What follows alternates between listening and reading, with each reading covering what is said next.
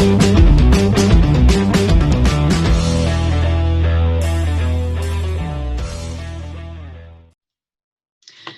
gente, tudo bom? Eu sou a Fernanda Medeiros, estou aqui hoje com o Jerônimo Roveda para a gente conversar mais um desses nossos programas do EPRAC+, esse conteúdo em período, em época de pandemia. E hoje a gente está aqui com um cara super especial para nós, que é o professor Tiago Breyer. O professor Tiago Breyer é sócio da LegalMap, mas assim, ele tem um currículo imenso, ele dá aula em vários cursos de pós-graduação aqui no Rio Grande do Sul, ele faz gestão jurídica empresarial de escritórios de advocacia, ele trabalha a gestão com as empresas, então ele tem um currículo gigantesco, super bacana, mas ele é mega modesto, né? Então ele, né, para a apresentação ser bem curtinha, mas realmente não dá, porque o professor Tiago, ele realmente é super bem preparado e super bem conhecido no que faz, e vai conversar um pouquinho com a gente sobre negociação. Então, muito obrigado, Tiago, por aceitar. Eu que agradeço. Dessa nossa conversa, né? E passo a palavra aí para ti, Jerônimo. Olá, tudo bom, Tiago? Fernanda, eu acho que faltou o principal do currículo do Tiago aí. O mais importante, pelo menos para nós, é que o Tiago é o grande responsável por ter nos colocado junto, né? É verdade, o nosso padrinho. Isso, ter nos unido nesse caminho. Então, assim, acho que o mais importante do currículo do Tiago para nós é isso. Ou é a culpa, né, Jerônimo? A gente pode pedir também, né? Ele é responsável por isso, tanto para o bem quanto para o mal, né? Pelo mal. O Tiago é um grande amigo, eu tenho uma super admiração por ele. Ele foi meu professor no meu LLM. Então, além de ter esse carinho como pessoa, eu tenho uma admiração especial pelo profissional que ele é. Tiago, a gente vem conversando nesses últimos dias aí sobre as formas alternativas ou adequadas de solução de conflitos. E a gente já conversou com algumas pessoas sobre isso, e eu acho que uma das grandes discussões que é uma linha mestra que a gente vem traçando aí nesses dias é o seguinte: é esse novo papel, essa nova mentalidade do advogado, como eu gosto de falar, esse novo mindset, né? E fazer com que haja essa conexão desse pensamento novo com as pessoas. E para demonstrar que eu sou muito teu amigo, eu acho que assisti 2 lives tuas em menos de 12 horas. E algumas coisas me chamaram muita atenção no que foi dito. Ontem, por exemplo, tu estava conversando e tu disseste o seguinte: se tu tem só o martelo, tudo vira prego, né? Que eu acho que tu falou sobre os cursos de negociação. Então, assim, não adianta tu ter só uma ferramenta, né? Senão todo o outro ferramental vai ser dispensado, e a gente usa isso para todos os problemas. E é o que a gente fala, né? A gente precisa achar a melhor solução para cada tipo de conflito. E é por isso que tu está aqui hoje. Quero que tu fale um pouco sobre negociação. E eu tenho uma outra frase que foi dita ontem, que assim: onde há pessoas, há interesses. E a negociação tem muito disso, né? Saber o real interesse e entender o interesse legítimo das pessoas para se chegar a um denominador comum. A palavra está contigo, meu amigo. Obrigado pelas palavras de ambos. E para mim foi o maior privilégio conhecer o Jerônimo e, através do Jerônimo, a Fernanda. E as palavras de vocês, pela bondade do coração de vocês. Então, esse é o meu recado inicial que eu tenho. O que tu comentasse, Jerônimo, é fundamental. O que eu falo, e a gente sabe na formação, pessoas fazem negócios com pessoas. O que nós estamos vivenciando hoje é a tecnologia permitindo, inclusive, a aproximação das pessoas. Então, que as pessoas possam fazer negócios. O que nós temos que vivenciar é o direito em si. Ele tem as suas vertentes, né? No caso, por exemplo, de vocês, o meio ambiente. Só que ele, mais do que nunca, ele não se encerra na atividade principal, que é o direito, o meio ambiente. Mas, a partir do momento que eu entendo o direito ambiental, qual a necessidade que a sociedade, qual a necessidade que as pessoas, qual a necessidade que nós temos de nos utilizarmos do conhecimento do direito ambiental para entregar valor. E aí eu só consigo fazer isso complementando o meu conhecimento jurídico com outras atividades, com outras habilidades, que é o que está se falando muito. Vou só fazer o ponto de inflexão aqui. Vocês falam muito de dispute board, ou seja, vocês acabam se utilizando de uma ferramenta moderna de solução de conflitos, ou até do avoid conflitos, né, de evitar-se conflitos, ou seja, de pensar no negócio mais de pensar no direito, e através dessa ferramenta vocês levam o melhor do conhecimento jurídico. Ou seja, vocês acabam criando uma estrada para que verdadeiramente o conhecimento jurídico possa atingir os seus objetivos. Eu acho que essa é a grande mudança que nós estamos vivenciando e que acabou ganhando luz. E a gente tem sempre esses cuidados, a gente tem falado, né? Ninguém teve a pandemia e a gente, obviamente, ninguém gostou, não é bom, mas algumas coisas a gente tem que buscar de bom de tudo que aconteceu. E eu acho que esse é um caminho, né? Então, o dispute body que vocês usam. Só que aí a gente tem que enxergar algumas coisas. Como que eu me habilito para isso? Então, eu sempre falo que a base de tudo isso é comunicação e negociação. Por quê? O que a gente quer no topo da pirâmide é ter a excelência profissional. O que é a excelência profissional? É a inovação, é a solução de conflitos, é ser um advogado centrado no ser humano, ser um advogado, ser um profissional centrado no seu cliente. E aí eu tenho a base do meu conhecimento jurídico e a pirâmide e o topo da pirâmide, que é onde eu quero chegar para entregar a excelência profissional. E eu tenho que fazer o quê? Eu tenho que me desenvolver e colocar habilidades no meio da pirâmide para que eu consiga chegar lá. Então, primeira questão é como que eu me comunico? O que eu quero entregar? E essa passa a ser, nos dias de hoje, a grande transformação para o advogado. Se a gente estiver enxergando o novo advogado frente a todos esses métodos novos, ou não novos, mas que estão cada dia ganhando mais luz de solução de conflitos, a gente tem que entender que o advogado antigamente comunicava quem ele era e o que ele fazia. E hoje o advogado tem que comunicar que valor que ele entrega pelo cliente, como que ele atende a necessidade pelo cliente e como que ele resolve os problemas do cliente. Ou seja, eu mudo o meu mindset, que foi que tu comentasse. Eu tenho que ter essa mudança do mindset. O que eu sei é para mim e para o meu cliente eu tenho que dar a solução através do meu conhecimento. E aí a gente entra no segundo estágio que eu tenho falado, que é eu mudei o meu modelo mental, mudei o meu mindset e agora eu tenho que entrar na fase da execução, mudar a minha forma de agir, mudar a minha forma de executar a minha nova, o meu mindset atual. Ou seja, essa nova forma de pensar, eu tenho que levar à prática. Eu tenho que realmente executar isso. Então, quando a gente fala de comunicação e negociação, é isso que vocês estão fazendo, que é o EPRAC, tá? Por exemplo, o EPRAC+, está fazendo. Eu estou construindo uma estrada que me permita fazer o quê? A conexão entre o meu conhecimento jurídico e a necessidade do meu cliente. E aí eu consigo, fazendo essa conexão, entregar um melhor produto e mais do que ter soluções ou resolver problemas, é olhar lá para frente. Ou seja, o negócio do meu cliente segue firme e forte. Então, além de eu resolver o problema, eu ainda mantenho a responsabilidade social, mantenho a sustentabilidade do meu projeto. Ou seja, quer algo mais fantástico do que isso, principalmente para quem enxerga o meio ambiente como algo fundamental, como vocês que tanto defendem, então eu tenho a sustentabilidade. Então, comunicação e negociação passam a ser elementos primordiais para que eu consiga fazer essa conexão do interesse do meu cliente e do meu conhecimento. Thiago, até vou pegar um gancho aqui para dar uma provocada aqui na nossa conversa.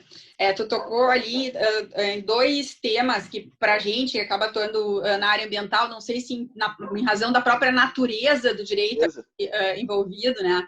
Essa coisa de mudar o pensamento para a solução né, do problema, né? Focado, centrado no ser humano, traz um conceito que a gente tem batido bastante na escola, que é a questão da empatia. né? Uhum. Normalmente, o que a gente está acostumado a ver, né? O problema é do fulano, então o problema não é, né? Eu fui contratado para arrumar isso, mas eu não me envolvo com aquela pessoa, né? E a gente tem observado cada vez mais isso, né? Essa necessidade da gente conseguir enxergar no próximo, que a hora que eu consigo me colocar no lugar dele, eu vou pensar para ele a melhor forma de solução, porque eu vou estar envolvida naquele procedimento. Mas, ao mesmo tempo, ele observa que, que a gente está tentando ter essa girada, né? Esse movimento, né? Para isso, e às vezes está faltando, né? Formação mesmo para as pessoas. Né? Temos que capacitar, a gente tem que pensar num advogado, né? 28 milhões de 20, né? Então a gente já tem 4.0, 5.0, 10.0, sei lá qual é a versão que nós estamos hoje, né? Eu quero ter esse novo profissional da área do direito, mas ao mesmo tempo eu cobro dele essa postura e eu não estou, né, fornecendo para ele condições para desenvolver essas capacidades e essas habilidades. Não sei se eu estou enxergando, se eu estou sendo muito crítica, Thiago. Não. Se tu está sendo crítica, tu vem ao encontro do que eu acredito. A crítica é exatamente essa. Por quê? Porque existe um distanciamento muito grande se eu não crio essa empatia. E a gente tem que ter o cuidado de não deixar a empatia simplesmente como uma palavra de PowerPoint, que eu chamo. Ou seja, nós temos que criar empatia. Ok, mas como que eu vivencio essa empatia? Então, o mais importante é a gente achar elementos para que, no momento em que eu entendo que eu devo realmente, que empatia é algo importante, como que eu vou, da melhor forma possível, vivenciar a empatia do meu cliente, sem, obviamente, fazer mudança de papéis, porque eu tenho que ajudar ele, mas para poder compreender qual é a necessidade dele e quais são as dificuldades que ele está enfrentando. Esse é o grande desafio. Muitas vezes a gente diz, realmente eu tenho empatia, no mundo lá que a gente aprende, né, e que na mediação, na negociação, a gente desaprende, né, o famoso desaprender, eu sei como tu está se sentindo. Não sabe. Eu tenho que tentar, de alguma forma, vivenciar o que ele está vivenciando para minimamente acreditar ou saber o que ele está passando.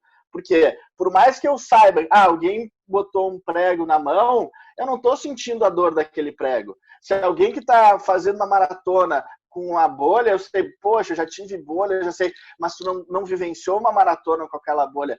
Como que eu vou... eu sei, não sabe. Eu tenho que, de alguma forma, buscar me aproximar para ter a melhor vivência daquilo que está acontecendo.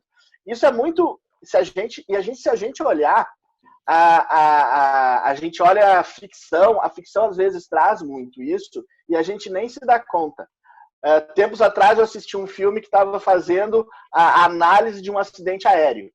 E a análise do acidente aéreo era que um dos copilotos, tinha derrubado café. E eles não tinham achado de jeito nenhum a solução. E aí eles, então vamos arriscar. E um queria pilotar o avião e botar um saco de areia no lugar do outro. E aí, para proteger, porque tinha perigo e coisa e tal. E aí a colega olhou para ele e disse assim, um saco de areia não derruba café. Ou seja, eu tinha que buscar o limite, o que eles estavam vivenciando, porque, de certa forma, isso que é empatia. Como é que eu vivenciei o sentimento das pessoas? Como é que eu vivencio o que elas estão sofrendo? Então, se colocar no lugar do outro, às vezes é quase que cruzar uma linha. Por quê? Porque eu tenho que realmente vivenciar essas questões. E se a gente for falar no ambiente em questões de meio ambiente, é a sustentabilidade. Então, eu tenho que enxergar ao máximo o que eu vou sentir se eu não estiver entregando, se eu não estiver com o meu pensamento vivenciando sustentabilidade, que é fundamental. Thiago, agora eu vou pegar assim, que na verdade assim, que a porcaria que dá vontade de a gente passar conversando. É verdade, eu me emociono. Mas é que tu trouxe um outro ponto que eu acho que é nevrálgico para essa discussão, que tu falou o seguinte, sem mudança de papel. Isso é algo que é muito difícil e, de fato, a gente precisa de um guia na hora de fazer essa virada, né? Porque ter empatia significa que eu consigo me colocar no lugar do outro, mas eu tenho que saber que eu não sou o outro, né? Perfeito. Mas, como um exercício, isso é difícil, né? Para tu conseguir prestar esse serviço, compreendendo o outro e ao mesmo tempo entendendo que não é ele, não é para vestir as dores e se colocar totalmente no lugar, né? É para conseguir entender o que ele está sentindo para solucionar, porque senão vão ser duas pessoas em crise, né? Isso é fundamental. Isso eu confesso que eu levei muito tempo e tive, graças a Deus, eu tive excelentes chefes, líderes, professores na minha carreira. É aquele negócio que tu olha e diz assim, cara, o que aconteceu? Deu alguma coisa errada? Tu sobe lá, vai falar e ele, senta, Thiago, quer uma água?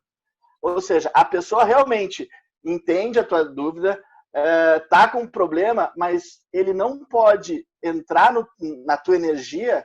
Por quê? Porque é ele que tem que te dar o centro para te achar a solução. E muitas vezes a solução, se a gente está falando centrado no cliente, a solução vem do cliente. Se a gente fala de negociação, se a gente fosse chegar na mediação, por exemplo, a solução é do cliente, é do ser humano. Então, muitas vezes o meu papel é levar serenidade. Por quê? Porque não sou eu que vou conseguir dar a solução se o meu cliente estiver em crise. Então, quando eu assumo o papel dele, fica duas pessoas em crise e ninguém enxerga nada. É o famoso, né? Vou fazer uma apresentação, eu sou do tempo antigo lá, né? Vou fazer uma apresentação, levei o pendrive. Deixei o pendrive em cima da mesa, chegou na minha hora, quebrei o pendrive. Entro em crise.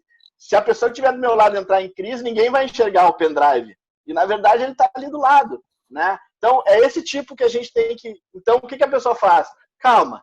Tu chegou aqui, tu estava calmo, tu lembra de estar com o pendrive na mão, tu colocou ele aonde? Ou seja, o que a pessoa tem que entender é, eu entendo o teu momento, eu crio a empatia, mas eu mantenho a serenidade e entrego serenidade para que a solução possa chegar. Então, esse é o fundamental quando a gente fala dessa empatia. Thiago, vamos fazer uma relação disso agora que tem tudo a ver com comunicação não violenta, né? Manutenção das relações jurídicas e negociação. Né? Qual a importância dessa comunicação não violenta para buscar o fim específico que é a manutenção das relações jurídicas por meio da negociação? Tu tocou num papel que é fundamental em todas as relações. Primeiro, se eu estou falando de relações mais pessoais, relações de direito de família, sucessões, isso digamos assim, eu acho que é um dos pilares para que eu tenha sucesso e para que eu possa levar as coisas adiante. Se eu estou falando no ambiente empresarial, é um dos pilares para que eu não consiga ruptura. Uma das primeiras coisas que eu falo em negociação, e eu sempre falo de um segundo livro do Bill Ury. O primeiro todo mundo fala, é como chegar ao sim, né? Mas o segundo é o poder do não positivo, que eu falo, e que eu gosto muito.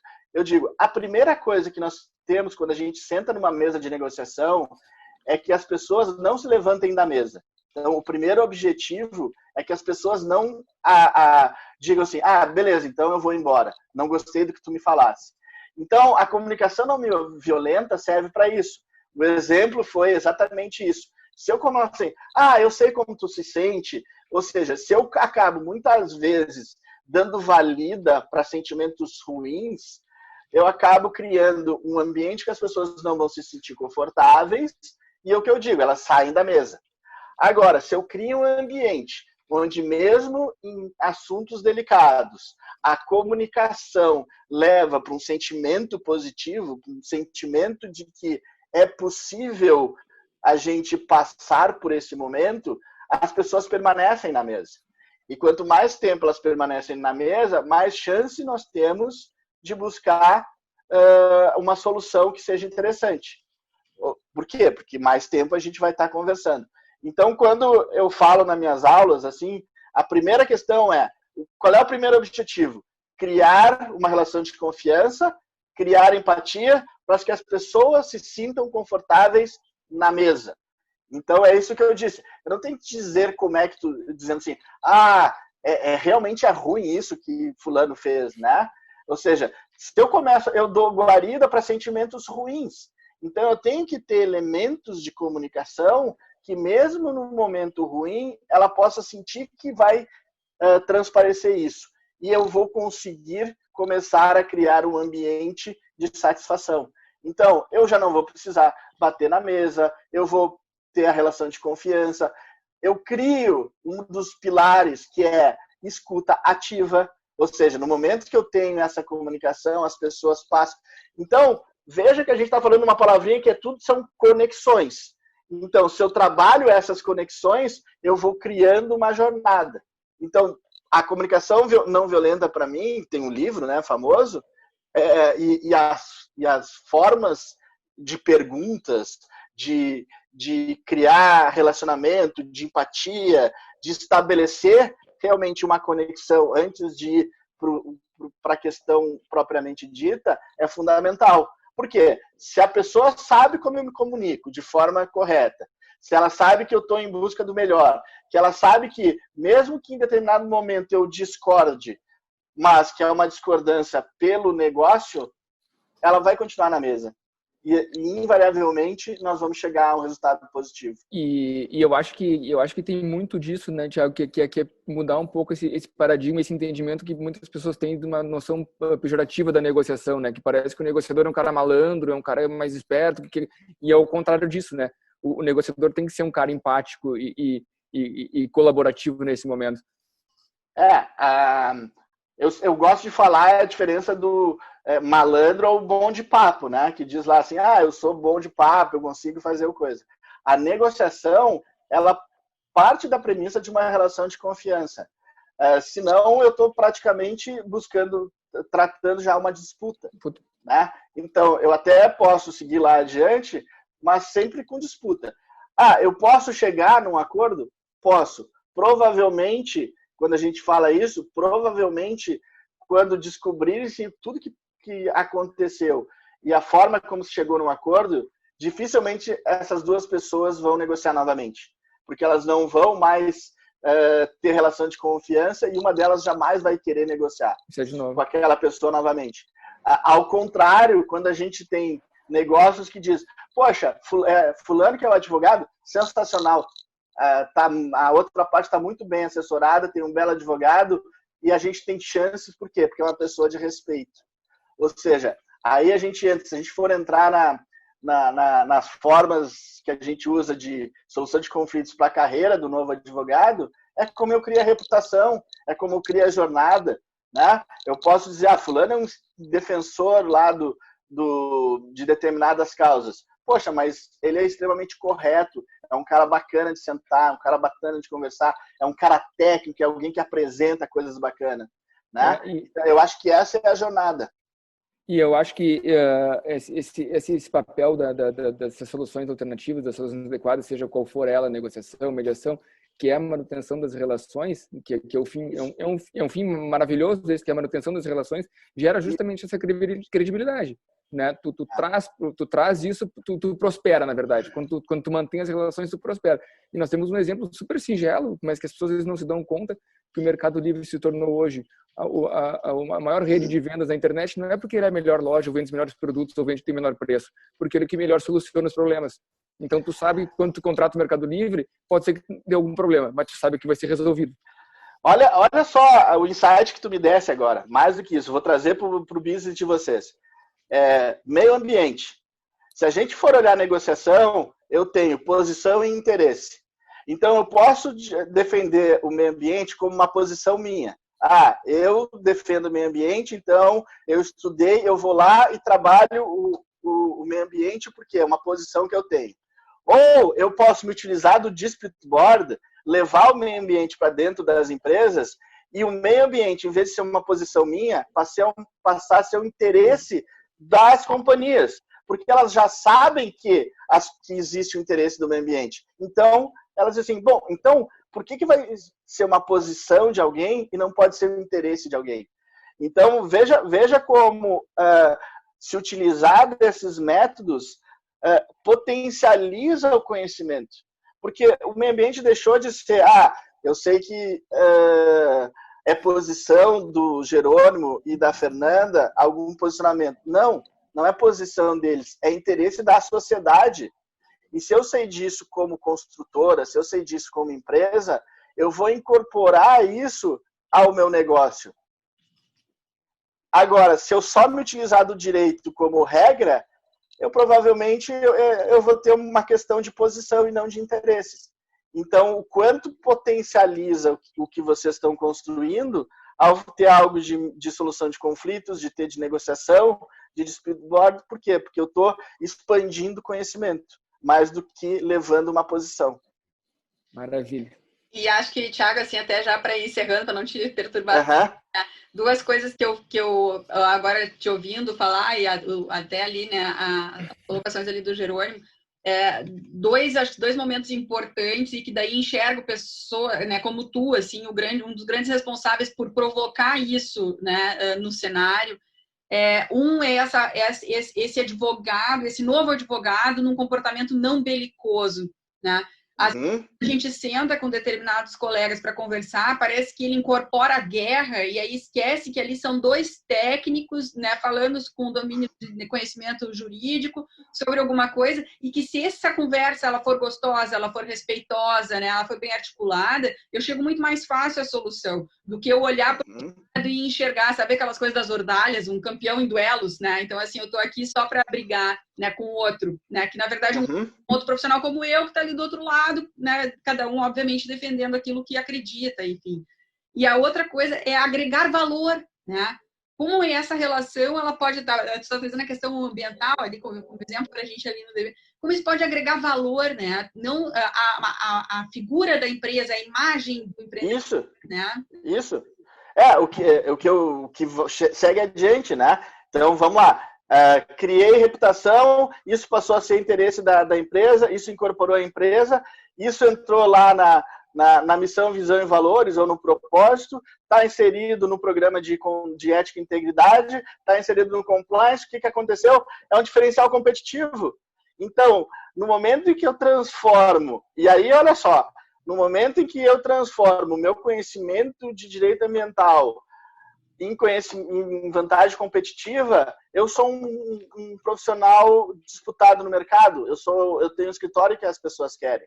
No momento em que eu transformo o meu conhecimento em algo positivo, eu sou alguém que diz assim, bom, se der algum problema a gente vai lá, mas eu não vou trazer isso. Só que aí, é isso que nós estamos dizendo, eu não criei vantagem competitiva. E aí, se eu não criei vantagem competitiva, eu não sou mais necessário no mercado. E aí o que acontece? São esses profissionais que vão ficar no caminho. E aí não vão ficar no caminho por conta da tecnologia.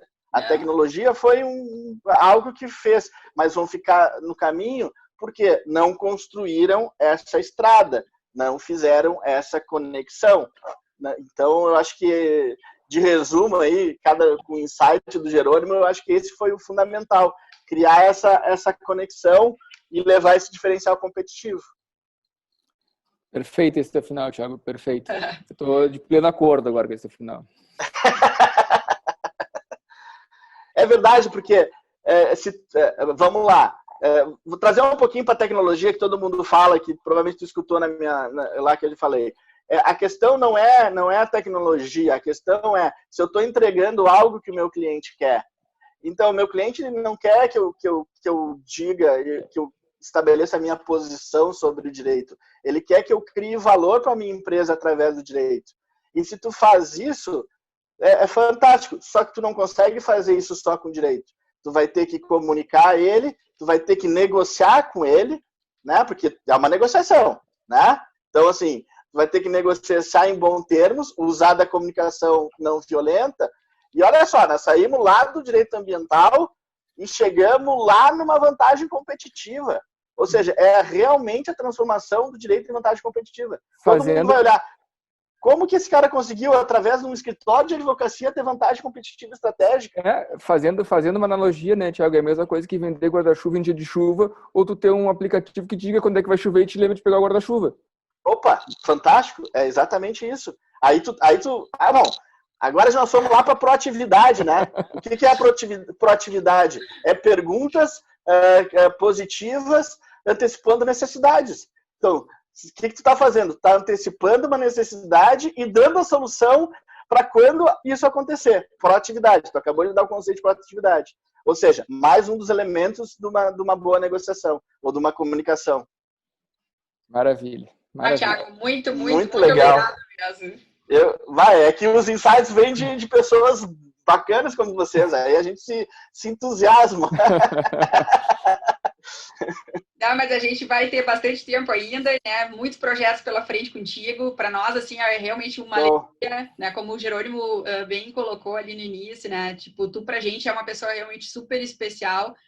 Provavelmente, se não fosse tu, a gente não estaria junto. Provavelmente não, né? Talvez demorasse mais um pouco, mas... Eu acho que não daria mesmo. Então, fico mais feliz ainda. Ganhei o mês inteiro já agora, não foi nem um dia. Tá, muito obrigada pela parceria de sempre, então. Eu que agradeço. Obrigado, um beijão, um abração. Beijo, fica bem. Tchau.